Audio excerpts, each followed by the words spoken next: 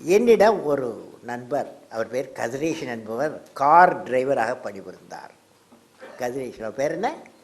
கதிர. ஒவ்வொரு மாணவர்கள் லட்சியம் வெற்றி அடையும், அது நாளைய வரலாறாக மாறும், சரித்திர சாதனை படைக்கும். இந்திய இளைஞர்கள் எந்த இந்திய இளைஞர்களும் வெற்றி அடைய முடியும். அன்பு நண்பர்களே, இங்கு அதிகமாக பெரியோர்களும் தாய்மார்களும் கலந்து கொண்டிருப்பதால் உங்கள் மத்தியில் எனது 2 அனுபவங்களை பகிர்ந்து கொள்ள விரும்புகிறேன். ரெடியா? சொல்லவா? புரியுதா? ஓகே.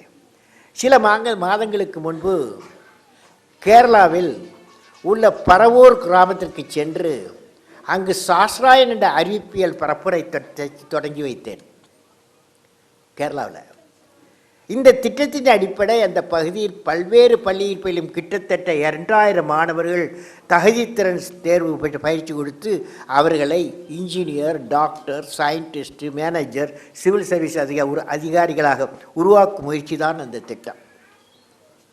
அவர்களில் இந்த திட்டத்தின் மூலம் 2000 மாணவர்களை உருவாக்குதான் என்பது மட்டுமல்ல, 2000 குடும்பங்கள் வாழ்வில் ஒரு வசந்தத்தை ஏற்படுத்த ஒரு சீரிய முயற்சியாகும். அங்கு அறிவியல் எப்படி நாட்டை வளப்படுத்தும் என்ற தலைப்பில் உரையாற்றினேன். என்னுடைய உரை முடிந்தவுடன் 100க்கு மேற்பட்ட மாணவர்கள் என்று கேள்வி கேட்ட கையை ஓட்டினார்கள். அவர்களில் 12 மாணவர்களை தேர்ந்தெடுத்து அவர்களின் கேள்விகளுக்கு பதிலளித்தேன். அது 2 கேள்விகளை உங்களோடு பகிர்ந்து கொள்ள விரும்புகிறேன். 10வது படிக்கும் ஒரு மாணவியனிடம் கேட்டால், சார், நான் மேல் வகுப்பில் சைக்காலஜி படிக்க ஆர்வமாக இருக்கிறேன். நான் மேல் வகுப்பில் 10வது வரைக்கும் பொண்ணு சொல்கிறாள், நான் மேல் வகுப்பில் சைக்காலஜி படிக்க ஆர்வமாக இருக்கிறேன்.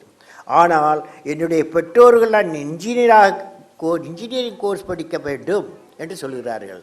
நான் என்ன செய்ய வேண்டும் என்று கேட்டால் இந்த மாணவி. பதில் சொல்கிறீங்களா நீங்கள்லாம்? சார், நான் இன்ஜினியரிங் படிக்க வேண்டும் சொல்ல, நான் என்ன செய்ய வேண்டும் கேட்டால் மாணவி. நான் என்ன பதில் சொல்வது? பெற்றோர்கள் கடன் வாங்கி, நான் சொன்னேன், பெற்றோர்கள் கடன் வாங்கி மாணவர்களை படிக்க வைத்து உடனடியாக ஒரு நல்ல வாய்ப்பை ஏற்படுத்தி கொடுக்க வேண்டும். அதன் மூலமாக தங்கள் குடும்பம் முன்னேறுவதற்கு வாய்ப்பு இருக்கின்ற ஆசையின் காரணமாக அதிகமாக வேலை வாய்ப்புக்கு துறையான சில கோர்ஸ்களை படிக்க விரும்புகிறார்கள் பெற்றோர்கள். அவர்கள் ஆசை தவறல்ல, நான் சொன்னேன், அது நியாயமான ஆசைதான். ஆனால் ஒரு மாணவியின் தனித்தன்மையை உணர்ந்து அதை கண்டுணர்ந்து அவர்களது ஆற்றலை வெளிக்கொண்டு வரும் விதத்தில் அவர்களை அவர்களுக்கு பிடித்த துறையில் படிக்க வைத்தால் அந்த மாணவர்கள் வாழ்க்கையில் ஒரு விண்மீனாக ஜொலிக்க ஒரு அருமையான வாய்ப்பை ஏற்படும் என்று சொன்னேன். இந்த வாய்ப்பை பெற்றோர்கள் உருவாக்கி கொடுக்க வேண்டும். அந்த மாணவியிடம் சொன்னேன், உனது அப்பா அம்மாவில் உள்ள அன்பு, பாசம் என்ற உரிமையை பயன்படுத்தி அவர்களது உனது ஆசையை பூர்த்தி செய்தால் அந்த தேர்ந்தெடுத்த துறையை நான் பெரிய சாதனை செய்வேன், உறுதிமொழி கொண்டு உன் பெற்றோர் உன்னை என்பது ஆசைப்படி தேர்ந்தெடுத்த துறையில் படிக்க வைப்பார் என்று கூறி அவர் லட்சியம் நிறைவேற்று வாழ்த்து அனுப்பினேன். அப்பொழுது அந்த கூட்டத்தில் அந்த மாணவின் தாய் தந்தை இந்த கூட்டத்தில் இருந்து எழும்பி சென்று சொன்னார்கள், சார், எங்கள் மகளின் விருப்பப்படி அவளுக்கு பிடித்த சைக்காலஜி எடுத்து படிக்க நாங்கள் உதவியாக இருப்போம் என்று கூறினார்கள். உடனே கூட்டத்தில் உள்ள எல்லோருக்கும் அந்த செய்தி மிகவும் இனிப்பான செய்தியாக இருந்தது. அதுதான் முக்கியம். அடுத்த மாணவன் வந்தான். அவன் பெயர் விஷ்ணு. நகரத்தில் இருந்து மிக தூரத்தில் உள்ள கிராமத்திலிருந்து வந்து 8ஆம் வகுப்பு படிக்கும் மாணவன். அவன் மிகவும் பதட்டமாக இருந்தான். அவனால் எப்படி கேள்வி கேட்பது என்று தெரியவில்லை. அவன் தன் பெயர் விஷ்ணு என்று அறிமுகப்படுத்திக் கொண்டு, சார், என்ன கேள்வி கேட்க வேண்டும் தெரியவில்லை என்கிறான். எனக்கு மிகவும் பதட்டமாக இருக்கிறது. இதுவரை என்னுடைய வகுப்பில் நான் ஒரு கேள்வி கேட்டது கிடையாது. கடந்த 7 வருடமாக நான் படிக்கிறேன். எனக்கு கேள்வி கேட்பது கூட ஒரு நம்பிக்கை வரவில்லை. ஆசிரியரிடம் பேசுவதற்கு பயமாக இருக்கிறது. எனது நண்பர்களிடம் கூட பேசுவதற்கு பயமாக இருக்கிறது. எப்பொழுதும் மற்ற மாணவர்களை பார்த்து அவர்கள் திறமையை பார்த்து நம்மால் முடியுமா என்ற தாழ்மையான எண்ணம் என் மனதை ஆக்கிரமிக்கிறது. நான் எப்படி இந்த தாழ்வு மனப்பான்மையில் இருந்து விடுபடுவது? எனக்கு கப்பலில் படிக்க வேண்டும், கப்பல் இன்ஜினியர் ஆக வேண்டும் என்ற ஆவல் இருக்கிறது. என்னால் ஆக முடியுமா? அதற்கு நான் என்ன செய்ய வேண்டும் என்று கேட்டான். இப்படி ஒரு கேள்வி அந்த சிறுவன் கேட்டவுடன் அங்கு கூடியிருந்த, நீங்கள் இங்கே இருக்கிறாப்புல, அங்கு கூடியிருந்த 5000 மக்களும் மேடையில் வீழ்த்த அறிஞர்களும் கேரள முதலமைச்சரும் நான் என்ன பதில் சொல்ல போகிறேன் என்ற ஆவலில் என்னை பார்த்தார்கள். நான் யோசித்தேன் எப்படி இந்த மாணவனுக்கு அருமையான கொஸ்டின் கேட்டான், எப்படி இந்த மாணவனுக்கு பதில் சொல்வது என்று சுதாரித்து கொண்டு பதில் சொன்னேன். விஷ்ணு அந்த பையனுடைய பேர் விஷ்ணு. இதுவரை லட்சக்கணக்கான மாணவரின் கேள்விக்கு பதில் சொன்னேன். நீ கேட்ட கேள்வி என்னை சிந்திக்க வைத்து விட்டது. உனக்கு பதில் கொடுப்பது முதல் கடமை. எனவே நான் சொல்லுவதை திருப்பிச் சொல்கிறாயா என்று கேட்டேன். ஆர்வமுடன் தலையசைத்தான். நான் சொல்ல அவன் திருப்பிச் சொல்ல, உடனே அங்கு கூடியிருந்த அனைவருமே திருப்பிச் சொல்ல, இந்த கவிதையின் வரி அங்கே பல மடங்கு ஓசையுடன் பரிணமித்து நான் அந்த மாணவனின் திருப்பிச் சொன்ன எழுதிய கவிதையை உங்களுடன் பகிர்ந்து கொள்ள விரும்புகிறேன். நீங்கள் அனைவரும் திருப்பிச் சொல்வீர்களா? Yes or no? ஆர் பசியோடு இருக்கீங்களா? ரெடியா? கவிதையின் பேர் நான் பறந்து கொண்டே இருப்பேன். கவிதையின் பேர் என்ன? நான் பிறந்தேன் அரும்பெரும் சக்தியுடன். நான் பிறந்தேன் நற்பண்புகளுடன். நான் பிறந்தேன் கனவுடன். வளர்ந்தேன் நல்ல எண்ணங்களுடன். நான் பிறந்தேன் உயர் எண்ணங்களை செயல்படுத்த. நான் பிறந்தேன் ஆராய்ச்சி உள்ளத்துடன். நான் பிறந்தேன் ஆகாய உச்சியில் பறக்க. நான் பூமியில் ஒருபோதும் தவழ மாட்டேன். தவழவே மாட்டேன். ஆகாய உச்சிதான் என் லட்சியம். பறப்பேன். வாழ்வில் பறந்து கொண்டே இருப்பேன். நண்பர்களே, எத்தனை பேர் பறக்கணும்? எல்லாரும் பறக்கணும். பறக்க வேண்டும் உணர்வு வாழ்வில் பெரிய லட்சியத்தை அடைய வழிவகுக்கும். அந்த லட்சியத்தை அடைய என்ன செய்ய வேண்டும்? நீ யாராக இருந்தாலும் பரவாயில்லை, நீ யாராக இருந்தாலும் பரவாயில்லை, உன்னால் வெற்றி அடைய முடியும் என்று சொன்னேன். அதை திருப்பி சொன்னவுடன் அந்த விஷ்ணு திருப்பி சொன்னான். நான் சொன்னதை அப்படியே நீங்கள் ரிப்பீட் பண்ணாலும் அவனும் ரிப்பீட் பண்ணான். அதை திருப்பி சொன்னவுடன் அவன் கண்களில் ஆனந்த கண்ணீரை பார்த்தேன். அவனுக்குள் ஒரு நம்பிக்கை ஒளி பிரகாசிப்பதை பார்த்தேன். அவன் சொன்னான், சார், எனக்கு நம்பிக்கை வந்துவிட்டது. என்னால் முடியும். நான் வாழ்வில் நிச்சய வெற்றி பெறுவேன், வெற்றி பெற்றே தீருவேன் என்று கூறிக்கொண்டே மிகுந்த மகிழ்ச்சியுடன் தன்னை இருப்பிடத்துக்கு ஓடினான். அப்பொழுது எனக்கு பெற்ற சந்தோஷத்துக்கு அளவில்லை. அங்கு கூடியிருந்த மக்கள் அனைவரும் அவரது கண்களில் மகிழ்ச்சி பெருக்கெடுத்து ஓடியது. கைதட்டி அந்த மாணவனை ஊக்குவித்தார்கள். நண்பர்களே, கடைசியாக சொல்லுங்க பார்ப்போம். நான் யாராக இருந்தாலும் பரவாயில்லை, நான் வெற்றி அடைந்தே தீர்வேன்.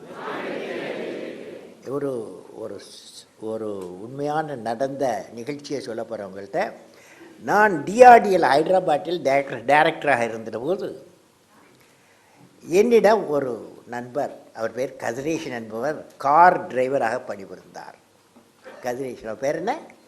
கதிரேசன். அப்பொழுது நீண்ட நேர பணியிருந்து விட்டு நான் காரில் ஏறி விட்டு செல்லும் பொழுதெல்லாம் கதிரேசன் ஏதாவது படித்து கொண்டே இருப்பார். சும்மா இருக்க மாட்டார். அவர் டிரைவராக இருந்தாலும் ஏதாவது படித்து கொண்டே இருப்பார். நல்ல புத்தகம் கையில் இருக்கும். அப்பொழுது ஒரு நாள் என்ன படிக்கிறீர்கள் கேட்டேன். அவர் சொன்னார், சும்மா இருக்கும் நேரம் பார்த்தால் எனது குழந்தைகளின் படிப்புக்கு உதவியாக இருக்குமே என்று படிக்கிறேன் என்று சொன்னார். நீங்கள் எதுவரை படித்திருக்கிறீர்கள் என்று கேட்டேன். அவர் 10ஆம் வகுப்பு வரை படித்ததாக சொன்னார். மேலும் படிக்க ஆர்வத்தில் தான் மிகுந்த ஆர்வம் உண்டு என்றார். ஆனால் என்னால் எப்படி படிக்க முடியும் என்று வினவினார். உடனே அவரை திறந்த வெளிப்பள்ளி மூலம் +2 படிக்க ஏற்பாடு செய்தேன். அதை வெற்றிகரமாக முடித்தார். அதன் பின் BA படித்தார். அப்புறம் டெல்லி சென்று விட்டேன். ஹைதராபாத்லேருந்து டெல்லி வேலை வந்துச்சு, அங்கே போயிட்டேன். அதனால் அவர் படிப்பை நிறுத்தவில்லை, தொடர்ந்து படித்தார். MA முடித்தார். எம்ஃபில் முடித்தார். பின்பு அரசியல் அறிவியல் PhD முடித்து டாக்டரேட் பட்டம் பெற்றார். இப்போது தமிழ்நாட்டில் மதுரைக்கு பக்கத்தில் மேலூர் அரசு கல்லூரியில் பேராசிரியராக பணிபுரிகிறார்.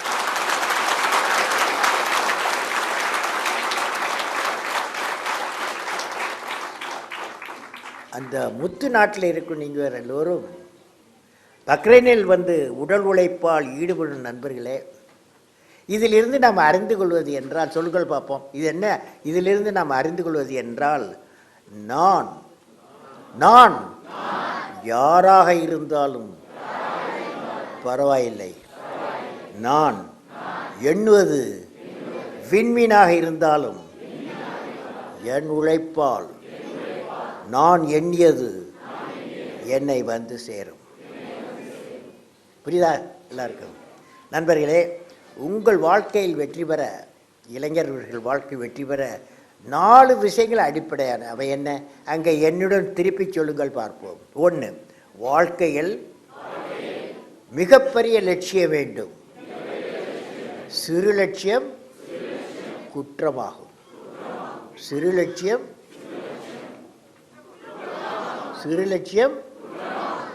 அறிவை தேடி தேடி பெற வேண்டும். லட்சியத்தை அடைய கடுமையாக உழைக்க வேண்டும். விடாமுயற்சி வேண்டும்.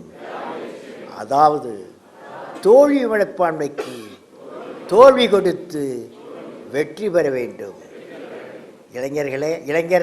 இளைஞர்கள் தோல்வி மனப்பான்மையில் இருந்து, தவறான செய்திகள் இருந்து, ஊழல் சிந்தனையில் இருந்து, நம்பிக்கையின்மையிலிருந்து விடுபட்டு உங்கள் இலட்சிய வெற்றி பெற நீங்கள் எல்லாம் கனவு காண வேண்டும்.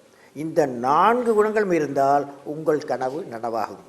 அப்படிப்பட்ட கனவை ஒவ்வொருவரும் மனதில் விதைக்க வேண்டும். எங்கே என்னோட சேர்த்து சொல்லுங்கள் பார்ப்போம். ரெடியா? டயர்டா? உறக்கத்திலே வருவதல்ல கனவு, என்னை உறங்க விடாமல் செய்வதுதான் கனவு. நண்பர்களே, ஒரு முறை இந்திய பாராளுமன்றத்தில் அவங்களோட பேசுகிற ரொம்ப கஷ்டம். அப்போது நான் ப்ரெசெண்டாக இருந்தேன். எப்படி பேசுகிறது ஒரு நாள் சொன்னால், நான் ஒரு கவிதை பண்ணுறேன், படிக்கிறவங்கள்ட்ட எல்லோரும் சேர்ந்து படிக்க ஆரம்பித்தாங்க. சில பேர் நான் ஒரு முறை இந்திய பாராளுமன்றத்தில் இயற்றிய பாடிய கவிதை வரிகள் எனக்கு வருகிறது. அந்த கவிதையின் தலைப்பு லட்சியம். கவிதையின் தலைப்பு லட்சியம். என்னிடம் எல்லோரும் திரும்ப சொல்லுகிறீர்களா? அது சொன்னால் லட்சியம் வந்துருக்கலாம்.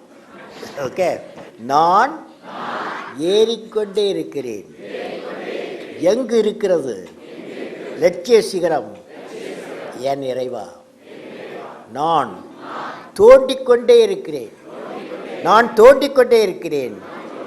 எங்கு இருக்கிறது அறிவு புதையல்? என் இறைவா. நான் பெருங்கடலில், நீங்கள் சூப்பராக இருக்கீங்க சார். நான் பெருங்கடலில் நீந்திக் கொண்டே இருக்கிறேன். எங்கு இருக்கிறது அமைதி தீவு? என் இறைவா. 100 கோடி மக்கள் லட்சிய சிகரத்தையும் அறிவு புதையலையும் இன்ப அமைதியையும் உழைத்தடைய அருள்வாயாக. இந்த கவிதையின் கருத்து என்ன? நண்பர்களே, நாம் வாழ்நாள் முழுவதும் படித்து கொண்டே இருக்கிறோம், பணி செய்து கொண்டே இருக்கிறோம். இவளை செய்யும்போது நமது வாழ்வில் ஒரு லட்சியம் வேண்டும். அதாவது நமது எண்ணம் உயர்வாக இருந்தால் அரும்பெரும் லட்சியங்கள், பெரும் லட்சியம் இருந்தால் அருமையான எண்ணங்கள் வருந்தால் நம் பணிகள் எல்லாம் உயர்ந்ததாகும். பூமியில் பிறக்கும் எந்த குழந்தையும் வாழ்க்கையில் மிகப்பெரிய அறிவாளியாகவும், விஞ்ஞானியாகவும், விளையாட்டு வீரனாகவும், கைதேர்ந்த கலைஞனாகவும், மிக சிறந்த